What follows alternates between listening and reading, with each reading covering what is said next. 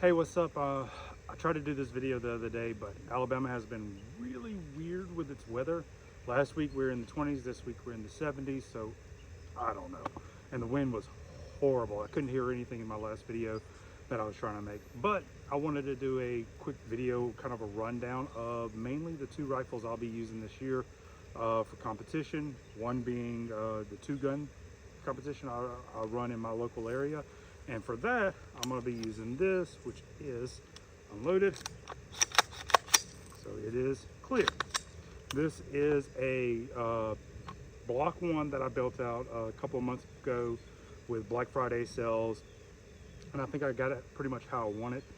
I won't start at the front, I'll start at the back this time. You know, just PSA. A lot of this is PSA, with the upper being a PSA. Back here, it's just a standard M4 waffle stock. Lower is a JMac custom M4 lower, just a standard, really good mil-spec lower. Trigger is a GI trigger, A2 grip with a little bit of goon tape. Coming up, I do have a PRI gas buster because I do plan to run this suppressed sometimes. Coming to the back section here, we have the Maltech rear, which is a standard issue rear sight for most Block 1s. You did find like some CACs out there, but mainly the Maltechs, and they're still using the Maltechs now. Coming forward, we have the EOTech 512. It is the AA model, night vision. It doesn't have the night vision model, which isn't that big of a deal. Turn it down if I need to use it with night vision. On it, I have a, if you can see it right there, this is the YHM riser. This is an absolute coup witness, so it brings it up kind of like the 193 setup. I can actually see the front sight through the glass, but you cannot co-witness or use your irons through it. But if for some reason the optic goes down, I'll use this just like you would do with an AK, and use the front sight, put it over the target, and just pull the trigger in competition use. Going forward, I have a Midwest combat rail that I picked up from 913 off of Instagram.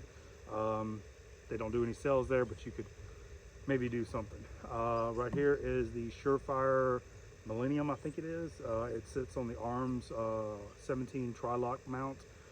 I've got the CAC panels all the way around it. I've got this one moved up a little bit forward with a chopped CAC grip with some goon tape. One of the big things with this rifle for the upcoming season was the change in rule set. So before, you could run muzzle brakes, that was no problem on tactical division, but they're going away from that kind of competition setup now to, it's like practical competition. I can't remember the name of the, it's not like USPSA, IDPA, it's a different division, or different league, sorry. And in their rule set for practical division, which I'm gonna be shooting in, you can't run muzzle brakes. This isn't a muzzle brake. This is a primary arms, is it primary arms? No, PWS, sorry.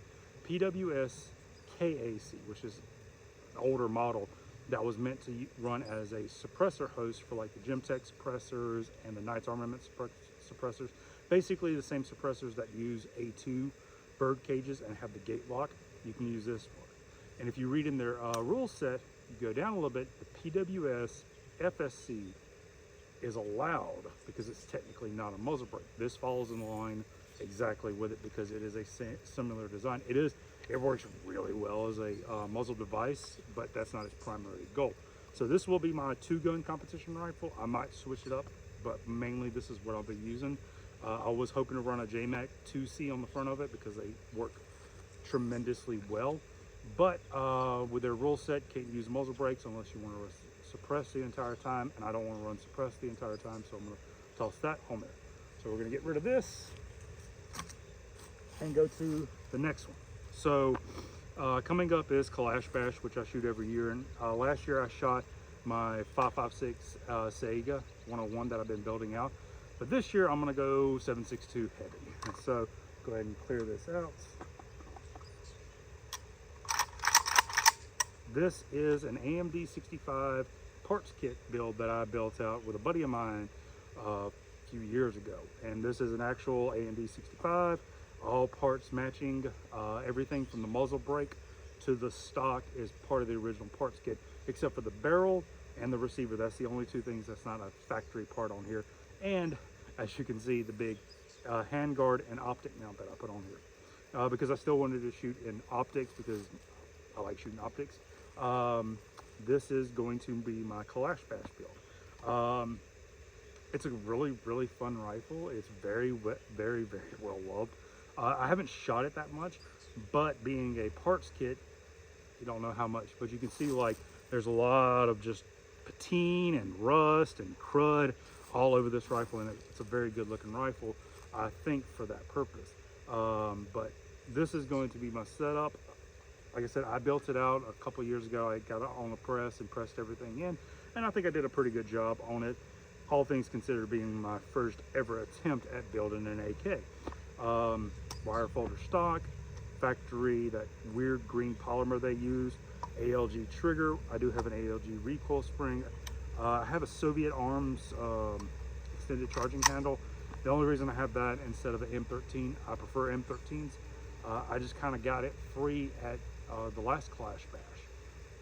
I went up to their booth and was talking to the guys, and they gave me one for free. It was a nice little gesture. Moving forward, this is the JMac MMS handguard, which is a free float system. As you can see, inside the handguard, nothing is touching the barrel except for this part right here where the block locks in. So if you see that, that's what actually clamps onto the barrel. Everything forward of the barrel is free float. I did have this barrel cut down to 13.7, 13.9, something like that. Whatever made it completely legal to have this pinned AMD 65 ginormous muzzle brake on there, which works really good. We kept the front sight post kind of in the middle, and I think it turned out all right. With that handguard, it fits just flush, and I really like that. I do have their JMac QD, trying to remember exactly what this thing is called. But basically it's a bridge that covers up the handguard retainer so you don't get burned while shooting this gun. Little Magpul, the Magpul hand stop kit, it comes apart in a couple of different pieces, and one of the pieces is a little finger stop, so I kind of like using that right there as my hand stop. The optic I'll be running is a Swamp Fox Raider 1X. I actually picked it up at the Partner Force match. They have a prize table, but they have what they do a charity event. So a lot of the prizes on the table you actually bid on, and you get really good deals. I think I got the Swamp Fox Raider for about $100 or something like that. I can't even remember, but it went to charity, so that's, I don't care how much it cost. You get like really good prizes. Like I think one guy walked away with a EOTech Voodoo 1-8 for like $800, something like that. It was ridiculous. But this will be the rifle. They have also a mag restriction now for Kalashbash this year, where you can't run more than 30 round like drums or extended magazines. So more than likely I'll be running mags like this, which is the 29 rounder from PSA, their waffle style, and I think it looks pretty good in this rifle.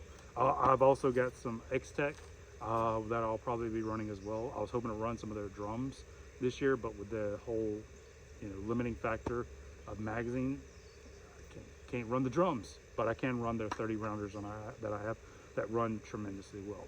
But like I said, I just wanted to do not really a quick video, but just a rundown of the two rifles that I'll be using a lot this year, this one and that Block 1.